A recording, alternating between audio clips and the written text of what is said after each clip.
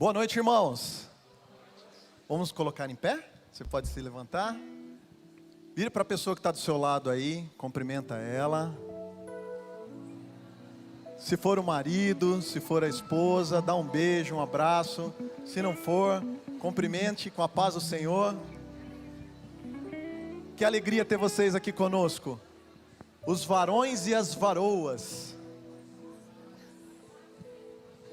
A palavra do Senhor fala lá em Josué capítulo 24, versículo 15, diz assim, ó: mas se vocês não querem ser servos do Senhor, decidam hoje a quem vão servir.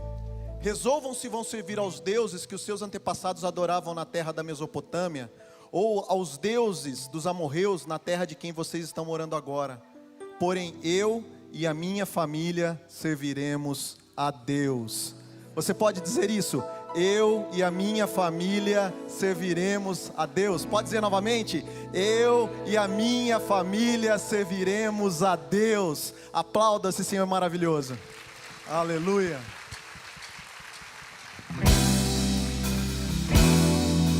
Vamos louvar ao Senhor.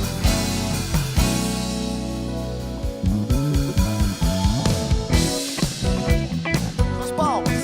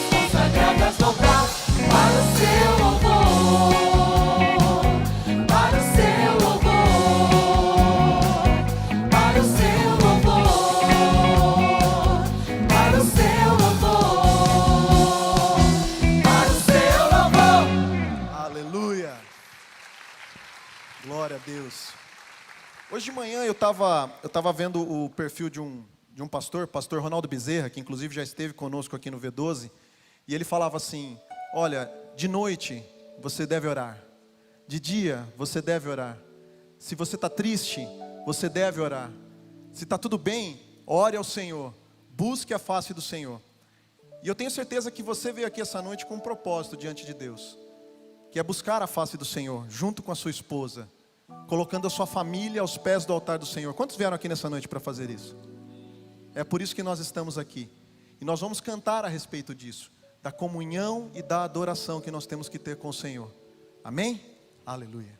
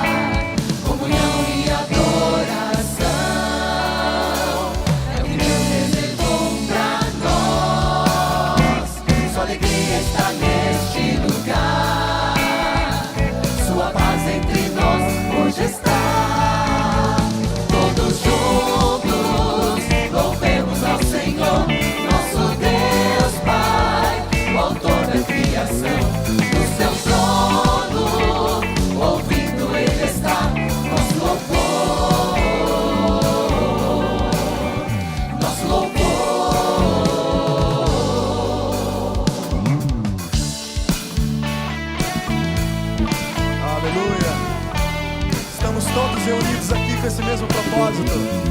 Louve ao Senhor.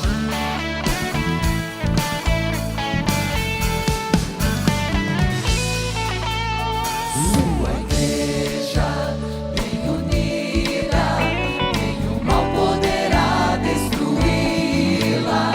Ela é forte, poderosa, sobre a terra prevalecerá.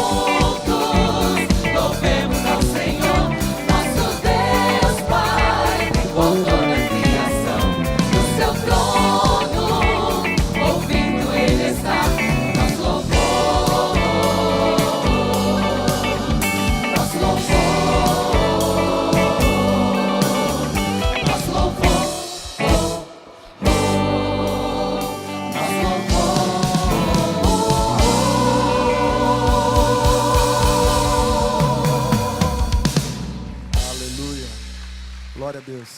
Ricardo. Muito boa noite.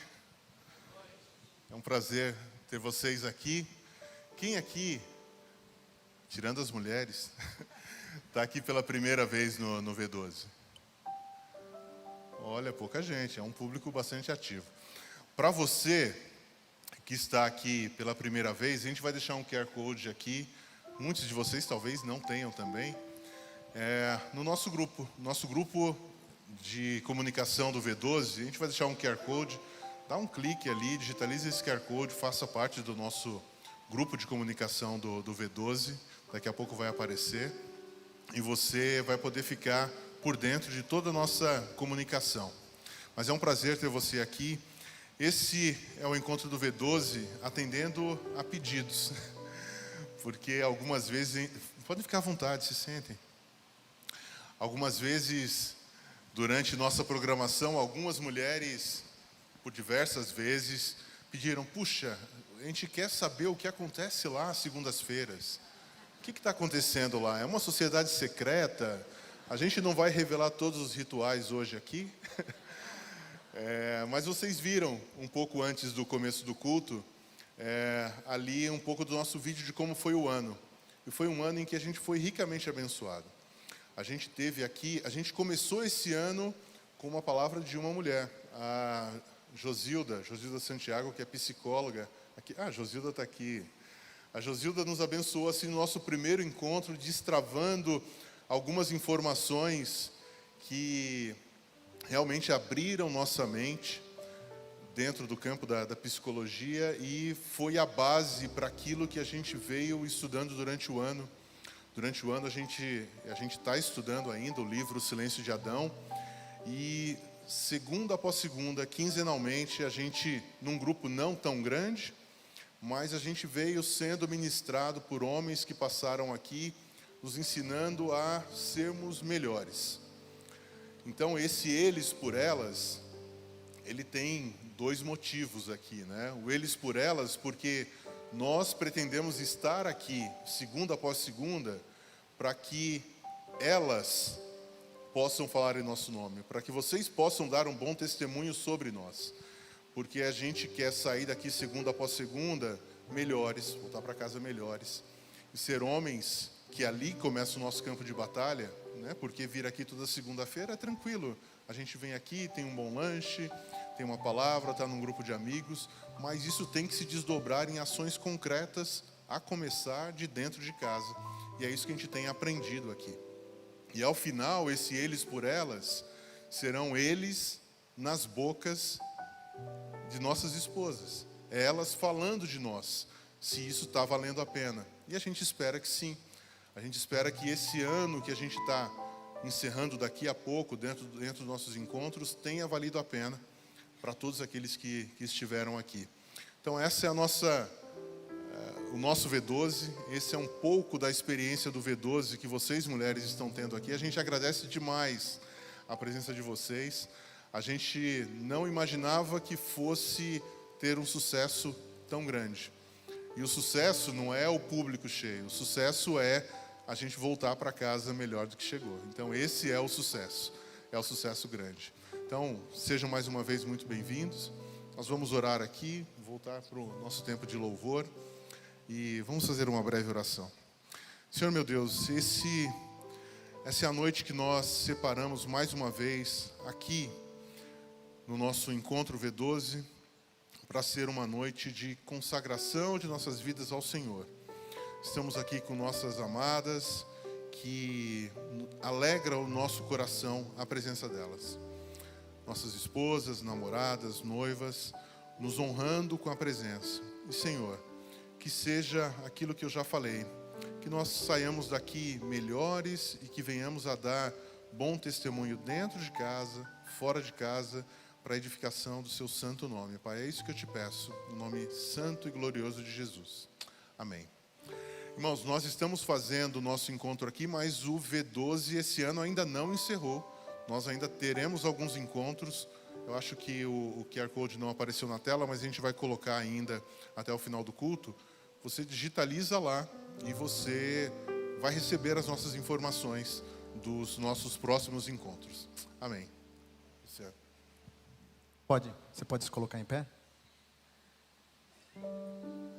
Nós vamos continuar louvando ao Senhor, e enquanto o Ricardo estava falando e orando, eu até virei para trás para a Rose e perguntei aqui. Eu me recordei da passagem que fala de Paulo e Silas, quando eles estavam na cadeia e louvavam ao Senhor. Enquanto eles louvavam ao Senhor, as cadeias se quebraram e eles foram libertos. Então eu quero fazer uma proposta para você nessa noite. Enquanto nós estivermos louvando ao Senhor, apresente para o Senhor o seu motivo de oração. Eu sei que você deve ter pessoas que estão presas a cadeias que você quer orar nesse momento. Então ore agora enquanto nós estivermos cantando e louve conosco, amém?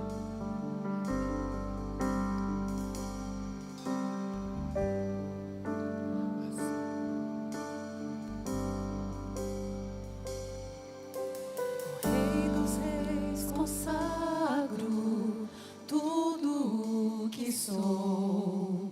De gratos louvores transborda o meu coração. A minha vida eu entrego nas tuas mãos, meu Senhor, pra para te exaltar com todo o meu amor. Eu te louvarei conforme a tua justiça e cantarei louvores, pois tu és altíssimo. Celebrarei a ti, ó Deus, com meu viver.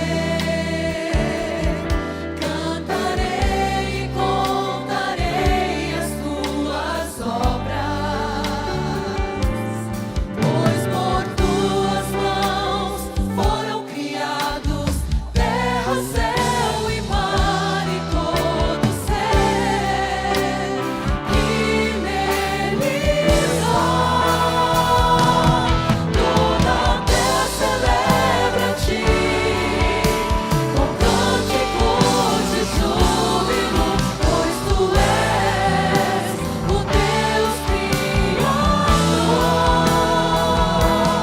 Toda a terra celebra a ti, com cânticos de júbilo, pois tu és o Deus Criador.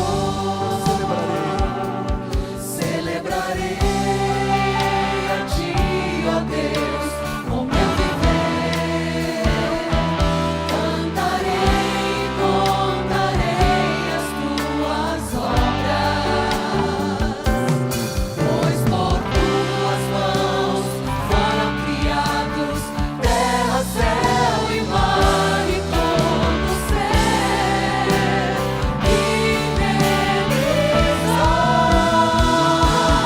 Toda a terra celebra a ti, com cânticos de júbilo, pois tu és o Deus Criador. Toda a terra celebra a ti, com cânticos de júbilo, pois tu és o Deus Criador. Pois tu és o Deus Criador. Pois tu és o Deus Criador.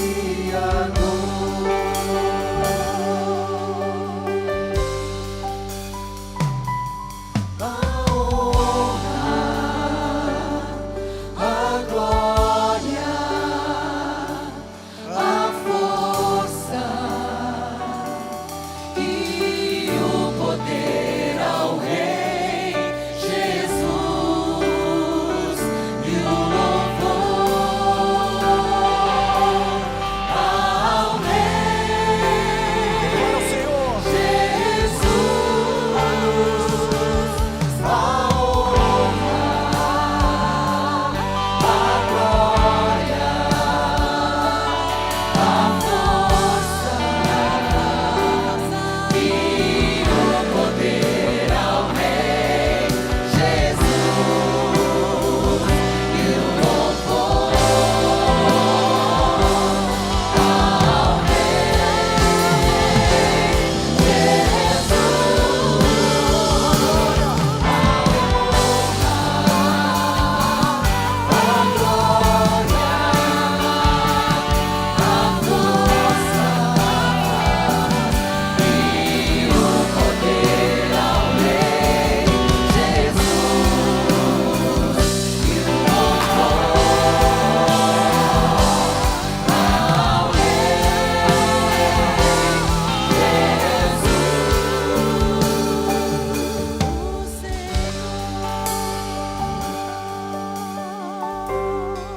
Toda a glória, toda a honra, todo o poder ao Senhor Jesus. Senhor, agora nós entregamos ao Senhor o nosso louvor, Pai. Abençoa cada casal, cada família aqui representada nessa noite, Pai. Alcança os lares, ó Deus. Alcança os lares, ó Pai. Quebra as cadeias, ó Deus. Cura, transforma, converte os corações, ó Pai. Em nome de Jesus, ó Deus, nós te pedimos.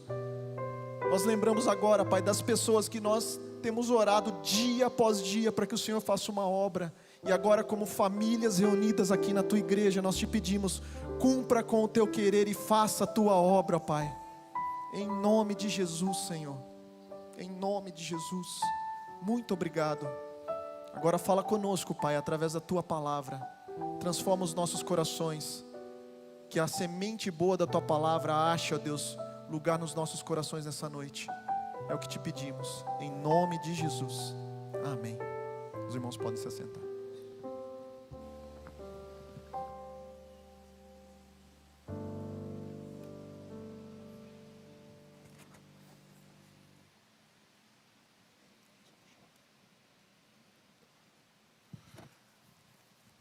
Estou aqui com o nosso amigo, pastor Sacha. Como o pastor Roger falou, que já é da casa, acho que é a 4ª vez. Já perdi as contas e ele não desistiu da gente, isso é um bom sinal. Pastor Sacha, que é pastor da Igreja Batista Maranata, ali em São José dos Campos, que é um amigo já da casa e é um prazer tê-lo aqui. Pastor Sacha, que é daqueles que a gente convida e ele, sem pestanejar, já diz sim. E todas as vindas dele aqui realmente nos abençoou muito e a gente quis compartilhar isso, esse momento também com as mulheres. Então, Sacha, seja mais uma vez muito bem-vindo. Que Deus te use com poder e autoridade nessa noite. E que, como essa frase que eu tenho repetido, né, que nós possamos sair melhores daqui, que isso seja uma realidade ao final de tudo isso. Muito obrigado. Boa noite, eu saúdo os irmãos com a graça e a paz do Senhor Jesus Cristo, amém? É uma alegria poder estar de volta e servir os irmãos dessa maneira. Eu agradeço o Ricardo pela confiança e o convite para estar esse tempo com os irmãos. Na semana passada eu tive o privilégio de conviver com 3 membros da equipe pastoral da Igreja Batista Memorial, Euler, Elias e Diego. Estávamos juntos no curso do Haggai em Campinas, um tempo proveitoso para sermos estimulados a pensar biblicamente sobre liderança, pensando formas de servir melhor e mais os irmãos que o Senhor tem confiado nos nossos ministérios. E digo nossos apenas para identificação, mas não de pertencimento, porque é tudo do Senhor Jesus Cristo, amém? E falando no Haggai, eu quero também aproveitar para dizer que o ano que vem, nos dias 23 a 25 de junho, o Haggai vai realizar a sua conferência.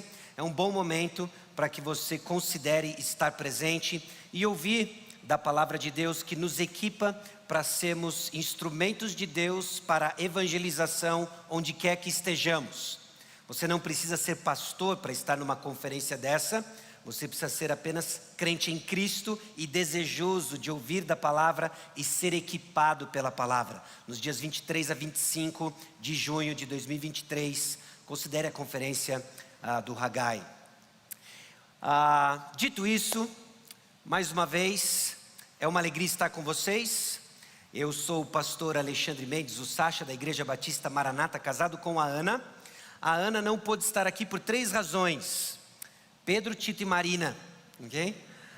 Pedro, Tito e Marina, ela está em São José dos Campos com os nossos filhos, dando início a mais uma semana, e a labuta do que envolve crianças de 13, 9 e 7 anos em casa, e eu acredito que alguns dos irmãos se identificam com isso.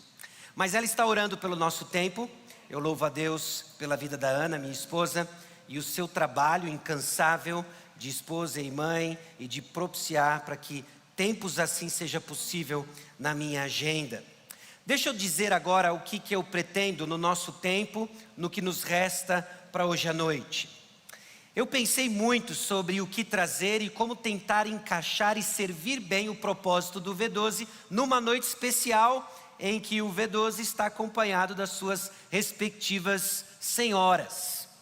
Talvez uma passagem, talvez o desenvolvimento de um tópico, mas eu quero que você encare a noite de hoje como a apresentação de 9 verdades básicas, 3 referentes ao casamento, 3 referentes ao papel da mulher e 3 referentes ao papel do homem. Não é o meu objetivo que você saia daqui sabendo recitar cada uma das 9. Se você conseguir, ótimo. Mas eu quero que você use esse tempo como uma espécie de um check-up da sua caminhada conjugal. Em especial você, homem do V12.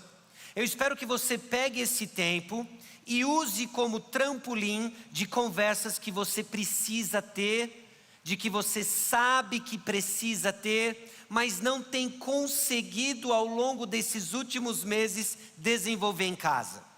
Eu quero dar para você um álibi, que você pode jogar nas minhas costas e dizer: você viu o que o pastor falou, né? A gente precisa ter uma conversa até em casa sobre os assuntos que nós vamos tratar.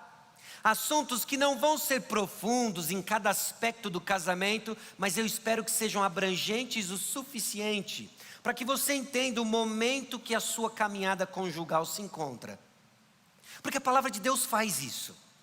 2 Timóteo capítulo 3, versículo 16, diz que toda a escritura é inspirada por Deus. E ela é útil para quê?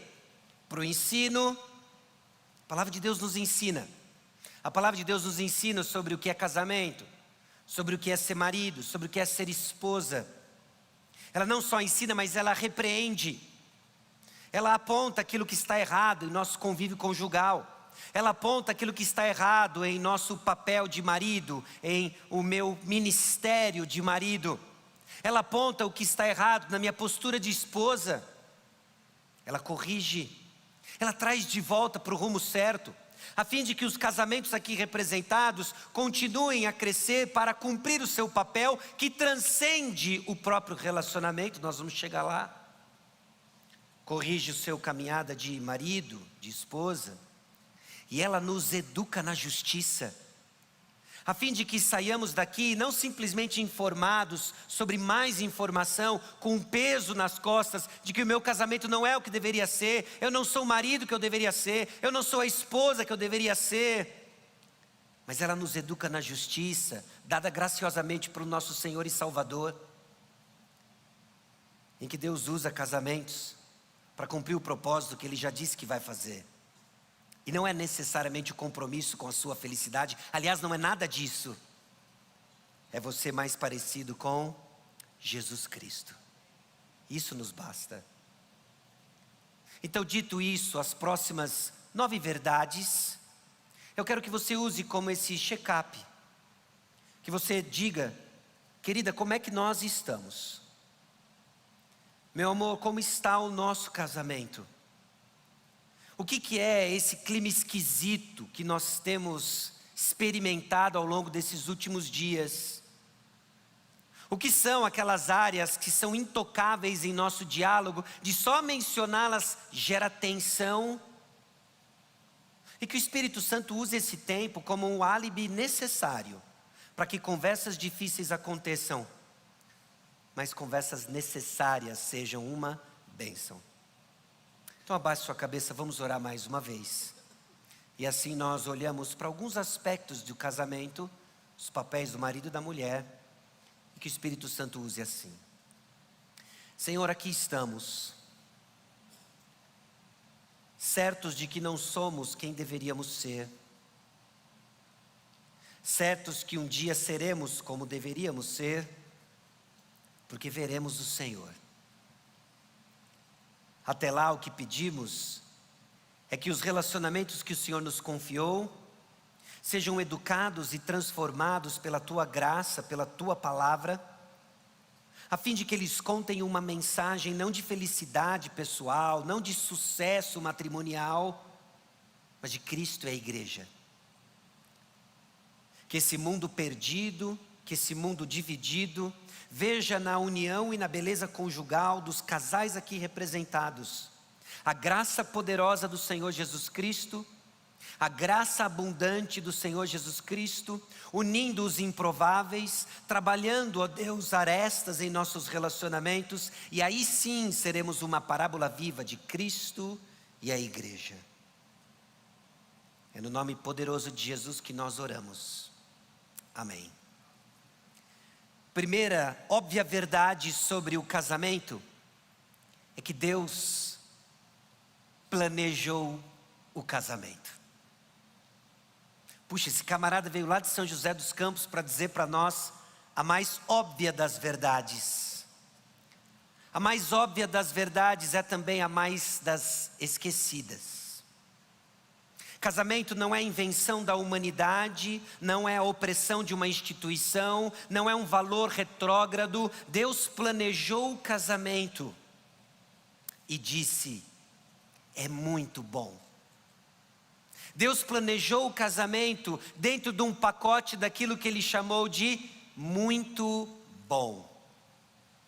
E isso traz uma série de implicações, e a primeira delas, e óbvia delas, é o seguinte: se Deus planejou o casamento, se Deus criou o casamento, quem tem respostas para o seu casamento é o Senhor. Homens, vê 12. A realidade de que Deus planejou, de que Deus criou o casamento e disse muito bom, é que diante de Deus, na sua posição de líder, a procura por respostas está no Senhor. Porque Ele criou o casamento. Ele criou o casamento e disse: é muito bom. Então, diante de sua experiência, que talvez não seja tão boa, ou que talvez esteja passando por uma estação, uma temporada, porque casamento tem isso, não é? Parece que nós passamos por verão, outono, inverno, primavera, verão, outono, inverno. Seja qual for a sua estação, que você não olhe para o seu relacionamento à luz da sua experiência, mas à luz da verdade de Deus, que criou o casamento e disse: é muito bom. Então a decisão que precisa ser tomada é a seguinte: Senhor, minhas afeições estão frias, minhas afeições estão distantes do meu cônjuge, do meu marido, da minha esposa, seja qual for a sua situação atual. Minhas afeições dizem uma porção de coisas diferentes do que a tua palavra diz. Muito bom. Então me ajuda a entender, Senhor, onde está o problema. Porque pela fé eu digo, não é a tua palavra, é a minha experiência, amém? É a minha experiência. Então Deus planejou o casamento, Deus criou o casamento, Ele tem respostas para ele. Em Gênesis capítulo 1, nós vemos a descrição, a narrativa da criação das primeiras coisas, de todas as coisas. Homem e mulher os criou. Em Gênesis capítulo 2, nós temos mais detalhes da criação da mulher e do casamento, da instituição do trabalho. E todos eles estão ligados ao objetivo de tudo que foi criado, de ser uma representação visível do Deus invisível, que lança para nós pistas daquilo que o apóstolo Paulo esclarece lá na frente, e que nós vamos entrar na terceira verdade sobre o casamento. Mas o ponto que eu quero deixar claro para você, reforçar para você, relembrar para você: Deus planejou o casamento. Então daqui a pouco nós vamos nos despedir, você vai bater o seu papo de comunhão, reencontrar amigos, tomar um lanche, entrar no carro, olhar para o lado e dizer: querida, o Senhor nos uniu. O Senhor planejou o nosso casamento. O Senhor planejou o casamento e disse: é muito bom. E quando eu olho para trás, eu sou grato a Deus pelas inúmeras experiências coerentes com aquilo que Deus disse: muito bom. Mas não adianta fingirmos que o elefante branco não está na sala. Tem coisas que não têm sido muito boas. E eu quero criar um propósito com você de buscarmos respostas no Senhor e de desfrutarmos daquilo que Ele criou e disse que é muito bom. Você consegue fazer isso? Você acha que vai ser difícil? E de novo, está autorizado para jogar nas minhas costas? Talvez uma outra abordagem seja: olha, eu não queria conversar, mas aquele pastor ficou me importunando. E eu acho que agora não tem para onde correr, a gente tem que falar. Falar daquilo que não está bom, para desfrutarmos do que o Senhor planejou. É muito bom. Casamento é muito bom. Segunda verdade sobre o casamento é que Deus providenciou o casamento para completar o homem. Com isso eu não quero dizer que o homem é o centro do relacionamento conjugal. Com isso eu quero dizer de que o bom casamento é um relacionamento de companheirismo. Talvez você esteja aqui hoje, de mãos dadas, abraçado, mas solitário. Talvez você tenha vivido um casamento, esteja vivendo um casamento, em que você parece que se relaciona com alguém estranho, que não tem acesso ao seu coração e você não tem acesso ao coração dele ou dela. E que Deus planejou o casamento para o companheirismo, parece muito mais uma história de um antigo jardim do que a sua realidade. Meus irmãos, o casamento foi criado para companheirismo. Preste atenção nisso daqui, mulheres. Gênesis capítulo 2, versículo 18, começa dizendo de que o Senhor viu que o homem estava só. E isso não era bom. Não era bom. Nós estamos em Gênesis 2, antes de Gênesis 3. Lembra o que acontece em Gênesis 3? O pecado, a queda, não é? Antes do pecado não era bom que ele ficasse só. Bom, lá na igreja nós temos o retiro de homens, temos o retiro de mulheres.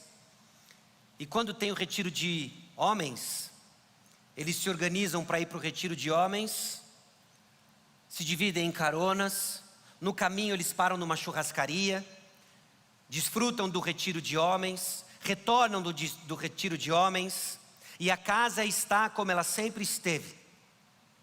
As crianças estão cuidadas como elas sempre estão, e está tudo em ordem.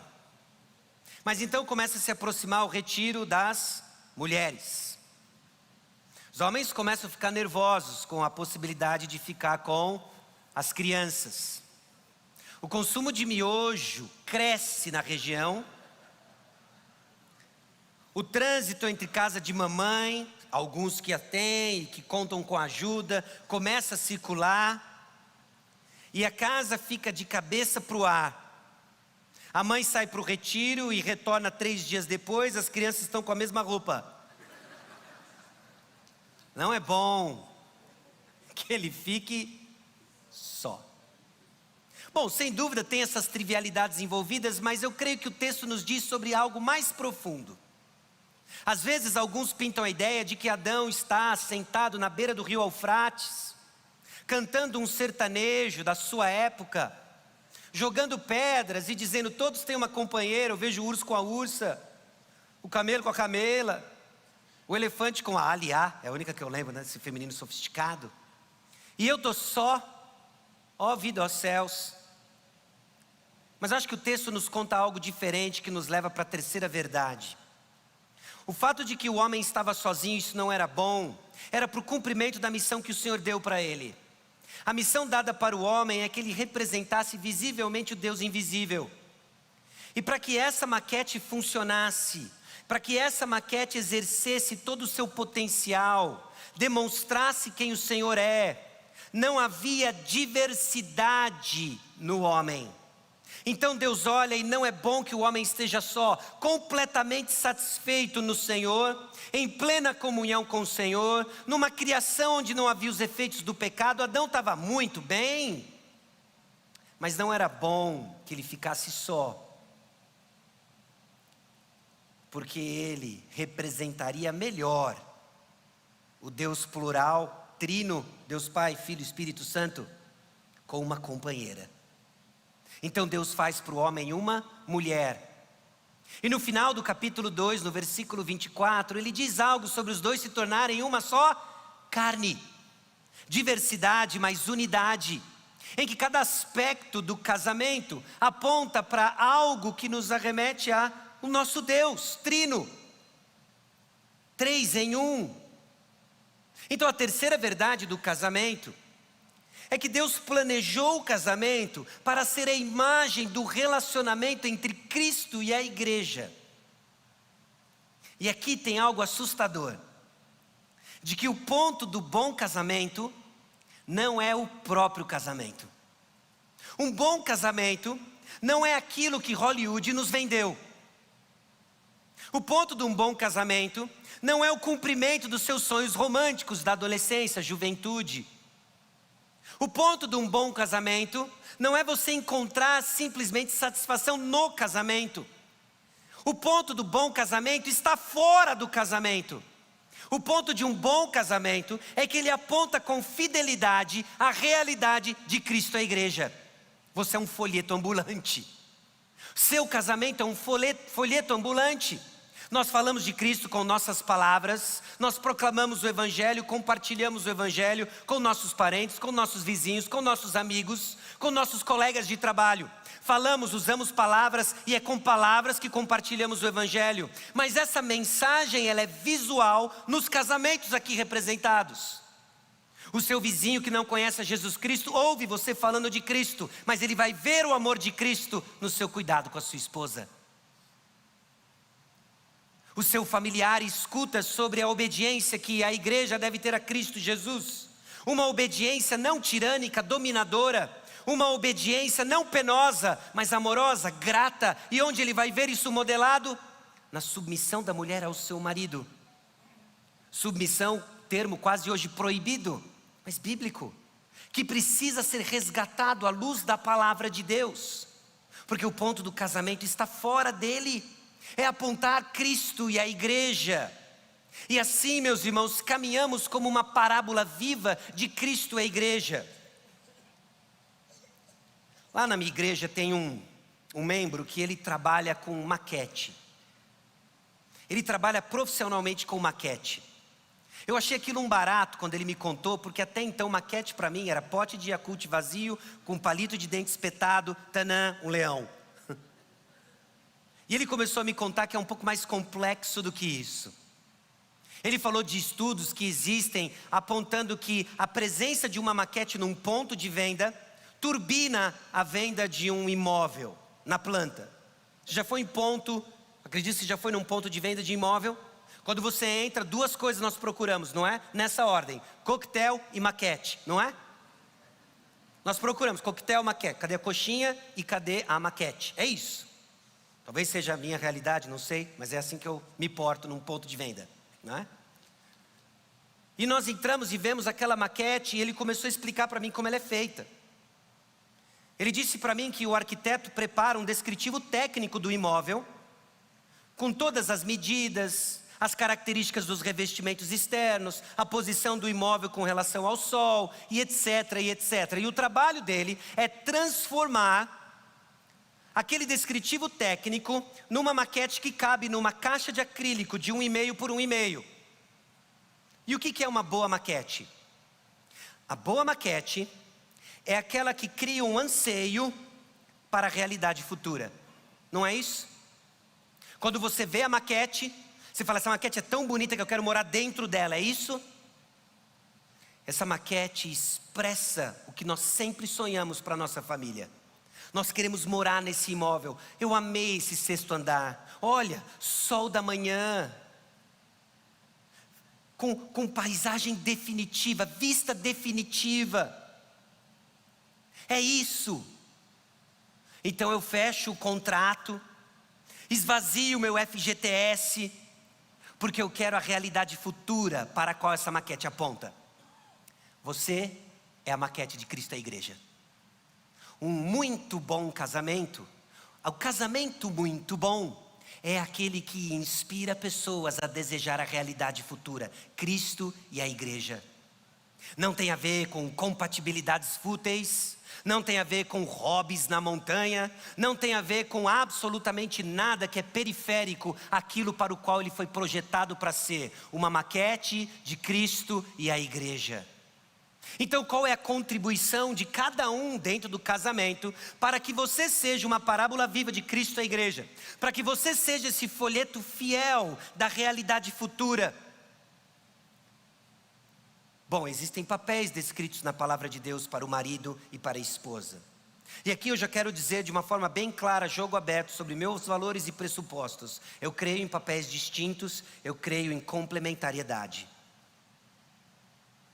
Eu enxergo o risco de lutarmos por igualdades que fecham os olhos para as diferenças que Deus apontou. E diferenças, meus irmãos, não é ruim, não são ruins. São apenas diferenças. Diferenças que se complementam Diferenças que contribuem para uma harmonia de mensagem de Cristo e a igreja. Você há de concordar comigo que Cristo e a igreja são bem distintos um do outro? Sim ou não? Bem distintos. Glória a Deus por isso. Precisa ficar claro. No mundo de hoje há a tendência de Cristo e igreja se confundir e passamos a edificar o nosso reino, que seja feita a nossa vontade e não do Senhor. Primeiro ponto, Deus criou o casamento, não foi? Então quem tem para dizer sobre como o casamento deve ser e o que fazemos no casamento é o Senhor, não fruto da nossa imaginação. Então, ao olharmos agora os papéis do marido, ao olharmos agora os papéis da esposa, tenhamos isso em mente. Não é a diminuição de um, não é a exaltação do outro em detrimento de um. São papéis que harmoniosamente proclamam uma mensagem. Por causa da nossa terceira verdade, Deus planejou o casamento para ser uma parábola viva de Cristo e a igreja. Mais uma conversa que você pode ter no carro hoje. Meu amor, como que o nosso relacionamento aponta para Cristo e a igreja? Porque a maneira como nós resolvemos conflitos parece não comunicar o amor de Cristo pela igreja, parece não comunicar o relacionamento de Cristo e a igreja, porque nós estamos olhando para o que nós queremos, o que eu quero. Hoje, ao sair de casa, preocupado com o horário, eu fiz exatamente isso. Pensando no que as pessoas iam pensar de mim, preocupado com o que elas iam pensar de mim, de chegar atrasado, de perder o louvor. Eu atropelei você, não considerei você mais importante do que eu. E eu acho que se alguém estivesse observando o nosso sair de casa até o carro, o nosso sair do carro até o salão da igreja, não diria: olha, Cristo é a igreja. É mais uma possibilidade de conversa. Bom, qual é o papel da esposa? O primeiro já mencionado, mas aqui nós vamos olhar alguns aspectos, é que a esposa traz glória a Deus ao completar seu marido. Ao completar seu marido. Gênesis 2, versículo 18. Disse mais o Senhor Deus: não é bom que o homem esteja só. Far-lhe-ei uma auxiliadora que lhe seja idônea. Às vezes a palavra auxílio nos soa ofensivo, como se fosse diminuir o papel da mulher.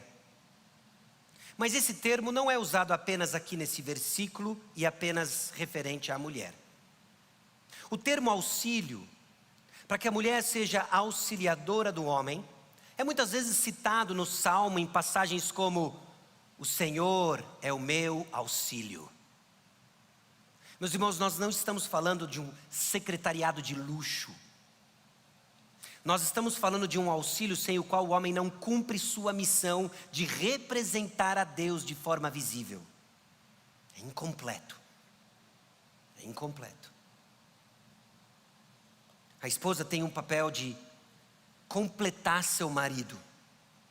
E esse papel é expresso em como ela entende sua função dentro de casa e se ajusta para que a missão do homem seja bem sucedida. Existe algo que é básico e comum a todos os lares, e existe algo que é básico e singular de cada lar. Esposa, quem é o seu marido? O que ele exerce no serviço na igreja? Que profissão ele tem? O que Deus colocou nas mãos do seu marido, em termos de dons, talentos? O que o Senhor tem usado como força de trabalho do seu marido para prover para a sua casa? E como você irá completá-lo para que essa missão seja bem sucedida? Em harmonia.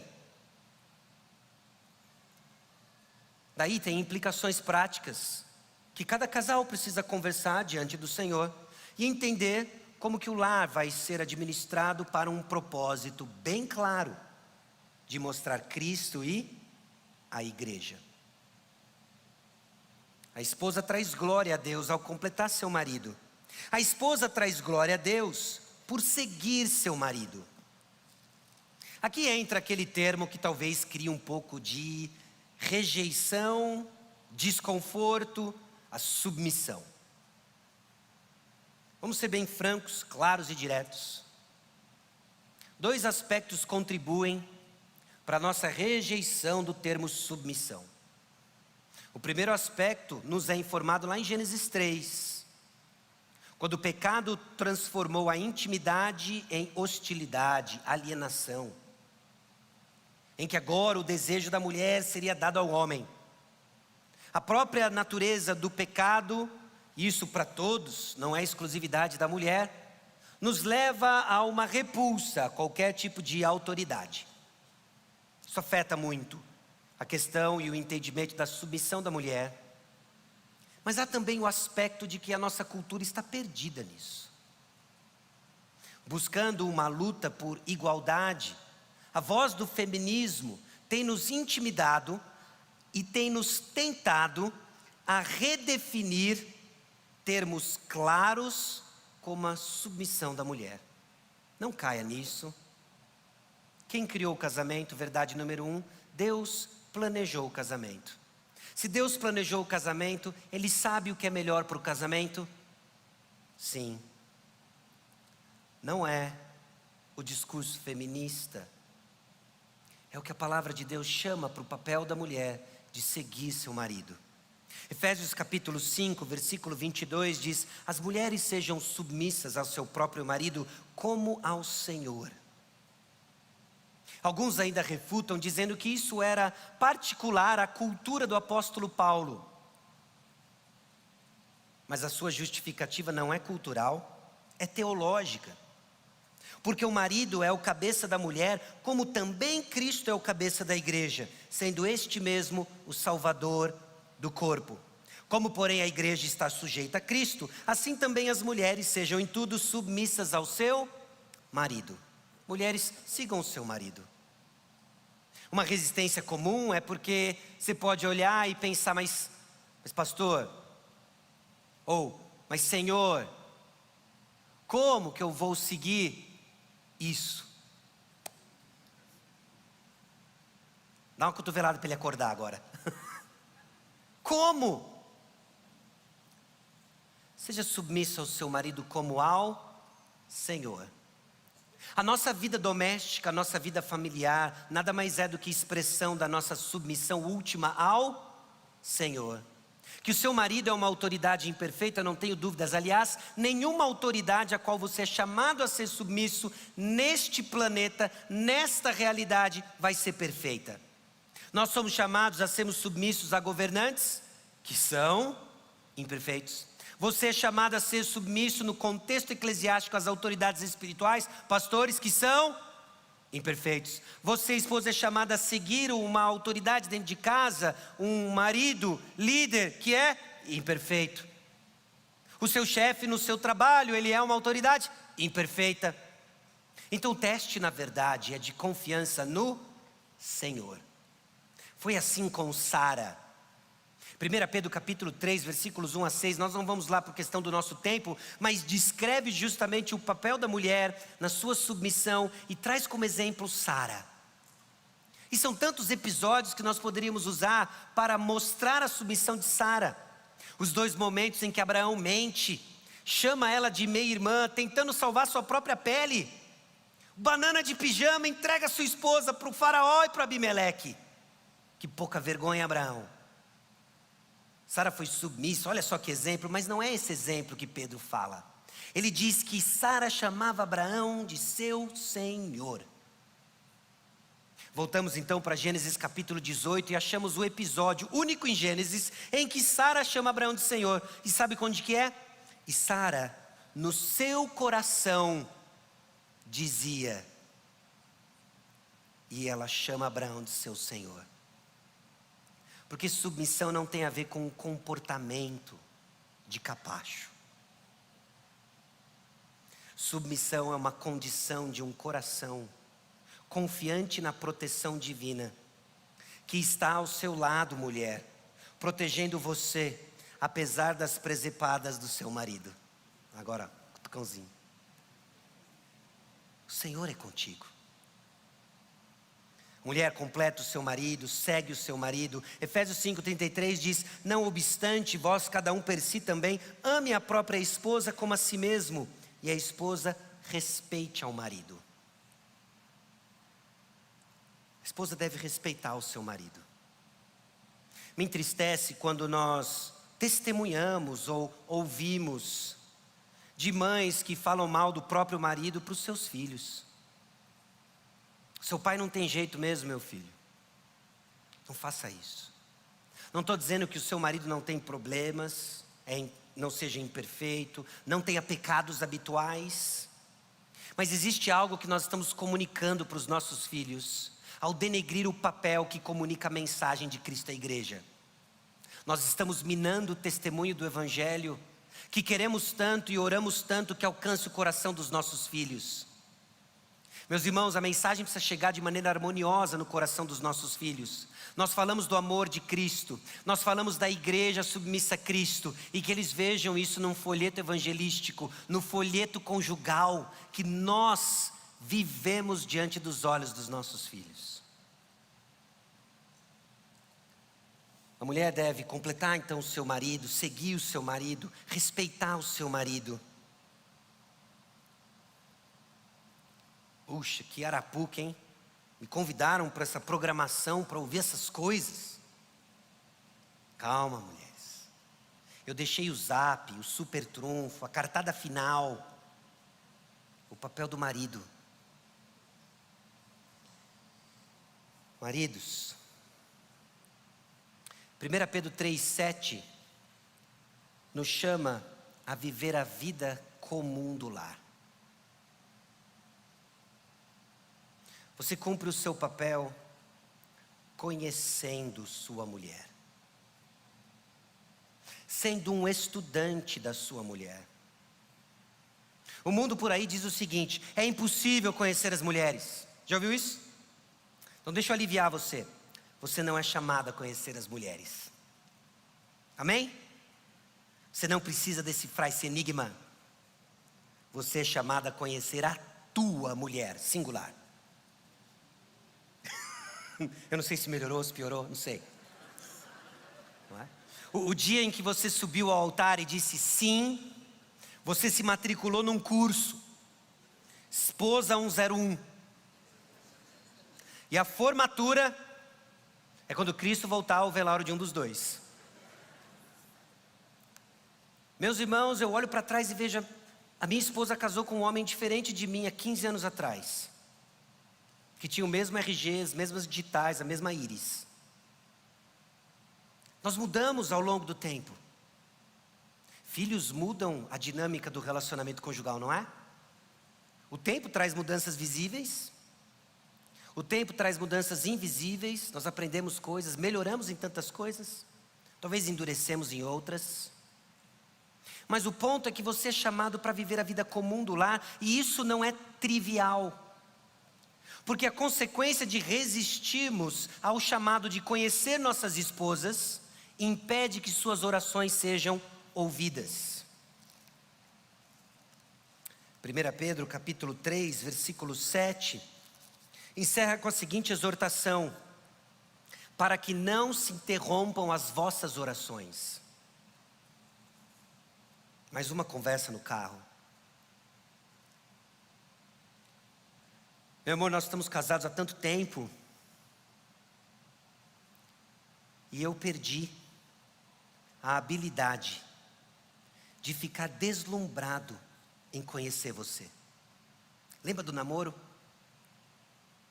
A antecipação do encontro, o desejo de estar junto, de conhecer coisa nova, as coisas que você se submeteu.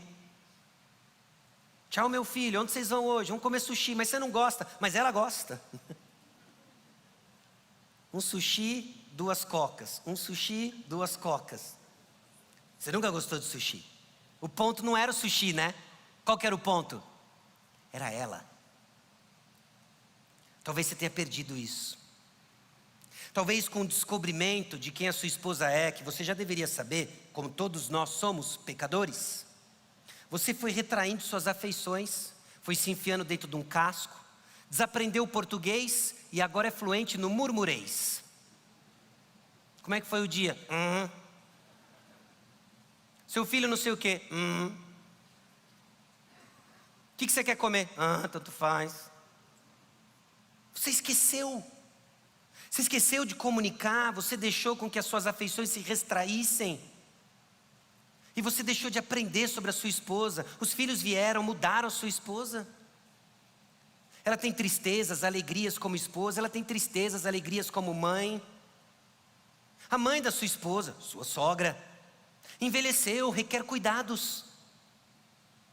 Tem sido uma pressão para sua esposa, como ela tem reagido. Ela voltou triste da igreja. Talvez ela tenha sido afastada de um ministério que ela tanto gostava de servir. E tudo isso está passando batido porque você deixou de viver a vida comum do lar e não percebe as necessidades do seu lado. Talvez essa conversa no carro termine com uma xícara de chá hoje à noite. Pantufas, sofá, crianças dormindo, um chazinho. Meu amor, me diz, como você realmente está? Talvez nem vai sair da sua boca isso, então eu vou deixar ainda mais fácil. Pantufas, chazinho. Meu amor, que negócio que o pastor falou? Vai, diz aí. Mas escuta. Não fica na defensiva. Escute. Escute um coração que talvez esteja sangrando por dentro. Escute um coração que esteja com alegria por dentro. Escute. Desliga o debate. Desliga jornal. Desliga campeonato de futebol. Desliga tudo. Agora, foco. Foco na sua esposa. O segundo papel do homem, que é chamado para conhecer, é de liderar sua esposa. Infelizmente, nós compramos o modelo de liderança do mundo e achamos que liderar é o direito e a carta branca para dar ordens e fazer do meu jeito. Achamos que liderar a esposa é o zap que o Senhor nos deu para que as coisas aconteçam do meu jeito. Não é assim. É liderar como Cristo liderou a igreja. E Cristo liderou a igreja servindo a igreja. Deixa eu abrir uma caixa nebulosa do meu coração aqui para você. Um dia eu abri a porta de casa, entrei pela cozinha e vi a cozinha necessitando de ajuda. É um eufemismo. Minha esposa estava para lá cuidando das crianças e eu tive um ímpeto, uma unção do Espírito de ajudar com a louça. Eu comecei a lavar a louça, então a unção me deixou e a legião veio. E eu comecei a me perguntar, calma aí, quem ajuda quem aqui? Estou eu aqui lavando a louça, depois de um dia cheio, ouvindo um monte de coisa o dia inteiro, não é? Vida de pastor. Agora eu chego aqui e não tem a mesa posta, não tem uma janta pronta. O que tem é um dia difícil, com 3 crianças que estão em dias difíceis e louça. Quem ajuda quem aqui? Arreda. A unção voltou. É verdade, Senhor. Liderar é servir. Às vezes, é uma louça. Não seja tão épico assim. É uma louça. Às vezes, é uma massagem no pé.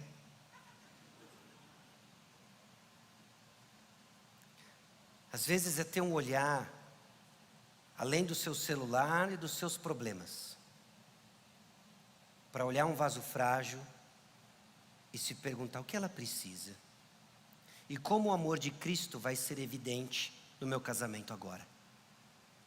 Terceiro papel do homem, ele deve amar sua esposa. Amar como Cristo amou a igreja. E como que Cristo amou a igreja? Porque às vezes nós vemos alguns homens assim: não, se precisar entrar na frente da minha esposa, diante de uma arma, eu entrarei. Que homem de coragem. Porque Cristo morreu pela igreja. Se ela precisar de um coração e o único doador compatível for o meu, eu dou. Eu não duvido da sua disposição, mas estatisticamente as chances dessas coisas acontecerem são muito pequenas. Mas da louça suja estar em casa é 100%. Não é? 100%. De você ter que travar uma conversa difícil com um dos seus filhos, porque a sua esposa está cansada, é 100%. Você vai amar.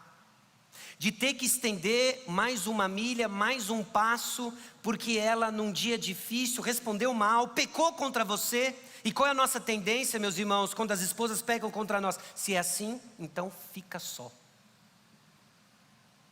Mas eu vou dizer para você como Cristo amou a igreja. Quando a igreja gritava Barrabás, Cristo morreu por ela. Quando você tentado a pensar que o amor acabou, é quando começa. É amar sua esposa. Talvez a frieza do relacionamento conjugal hoje é porque você tem amado como o mundo ama, buscando virtudes de quem é amado. Enquanto ela é amável, eu amo. Meus irmãos, um ímpio faz isso. Artistas de Hollywood fazem isso. Mas o amor conjugal, porque Cristo nos amou primeiro, é quando ela não é amável. É quando você serve com amor. Então hoje, ao sair daqui, vocês têm uma porção de coisas e um checklist, que eu espero que pela graça de Deus, vocês se debrucem para buscar o Senhor e conversar. Travar conversas que faz tempo que precisam, mas faltava contexto. O contexto chegou. Deus planejou o casamento. Deus planejou o casamento e nos deu companheirismo. Então nós temos que parar com esse negócio de solidão, de chegar em casa e cada um vai para o seu celular num canto da casa, distante um do outro, como dois estranhos. Tem que acabar isso. De que o nosso relacionamento tem um ponto fora dele mesmo, Cristo e a igreja. De que como mulher eu devo completar meu marido, não são mais os meus objetivos, meu corpo, minha vida, que seja. O seu casamento é o seu Senhor, o mesmo dele. Complete o seu marido. Auxilie seu marido. Seja submissa a ele, respeite ele. Por quê? Por causa do Senhor, que ele é imperfeito, nós já sabemos. Mas é por causa do Senhor. Maridos, conheça sua esposa. Desde as coisas mais triviais e banais, o que ela gosta de ganhar. Ok? O que ela gosta de ganhar de presente, quais são as suas cores preferidas, o que a deixa feliz, o que a deixa triste. Desde as coisas mais profundas no seu papel de esposa, no seu papel de mãe.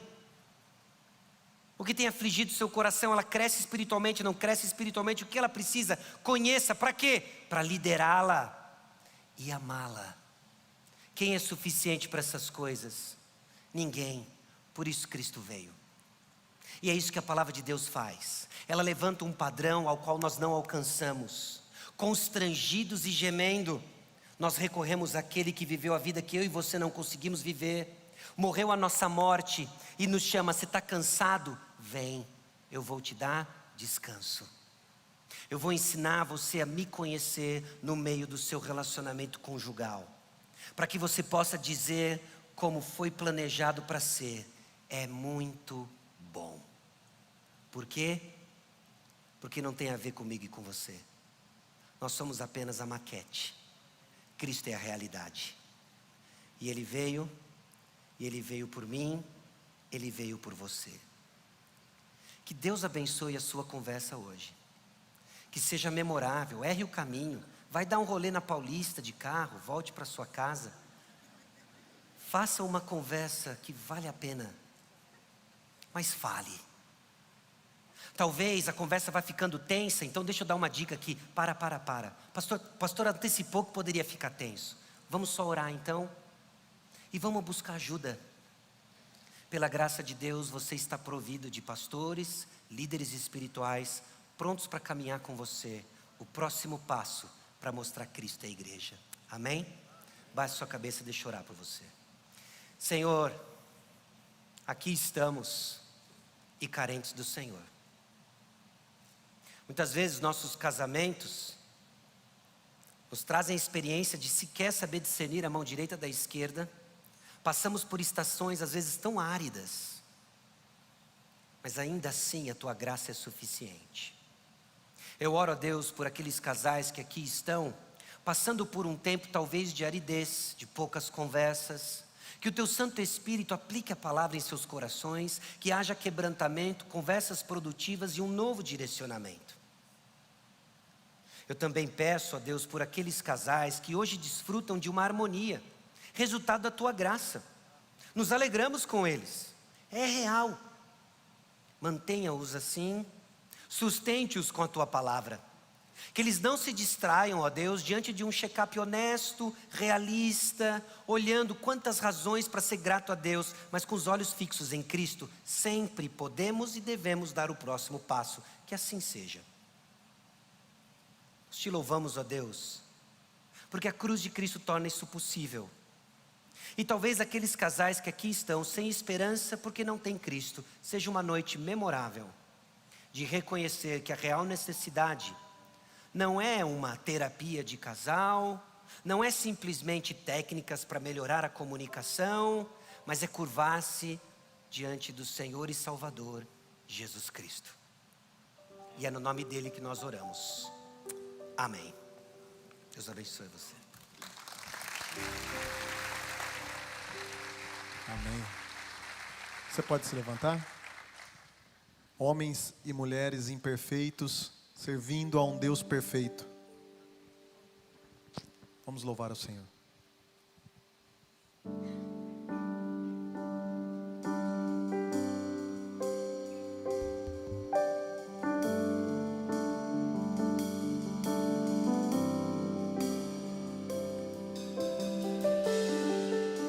Acima de tudo,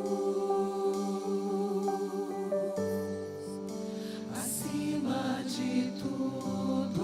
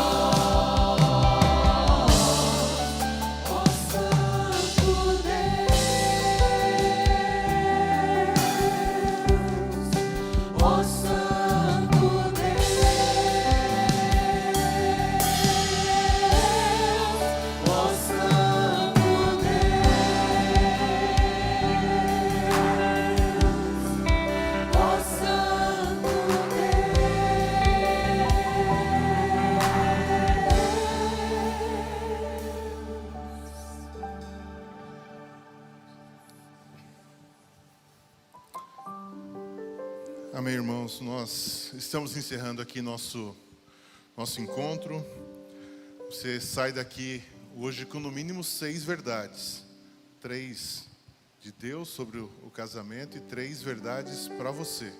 E você sabe quais são as 3 verdades para ele ou para ela. E que a gente possa viver essa verdade. Deus tem um plano dos nossos casamentos, dos nossos relacionamentos. E esse plano começa dentro da nossa própria casa. Que Deus... E a gente sai daqui também sabendo que nós somos maquetes. Essa eu guardei. Nós projetamos aquilo que virá a ser. E isso está muito alinhado com a visão da igreja, que é que nós sejamos referência da presença de Deus aonde nós estivermos. Que seja assim, na sua vida, na minha vida.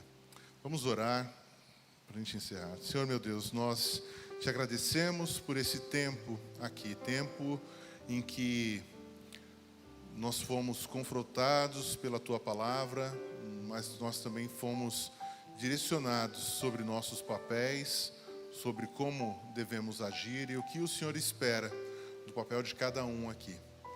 Que isso possa se desdobrar, a começar no retorno para casa, em nossas conversas, mas também ao longo da semana. Essa semana que nós pedimos que o Senhor nos abençoe, nos guarde, guarde nossa entrada, nossa saída, guarde nossas famílias, guarde nosso relacionamento. É isso que eu te peço, Senhor, no nome santo e glorioso de Jesus. Amém.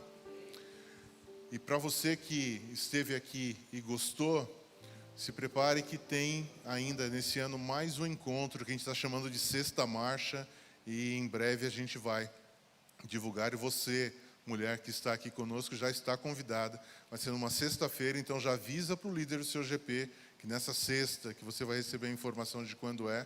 Você não vai estar lá, chama o pessoal do seu GP para estar aqui com a gente também. Deus abençoe. Amém, os irmãos estão liberados.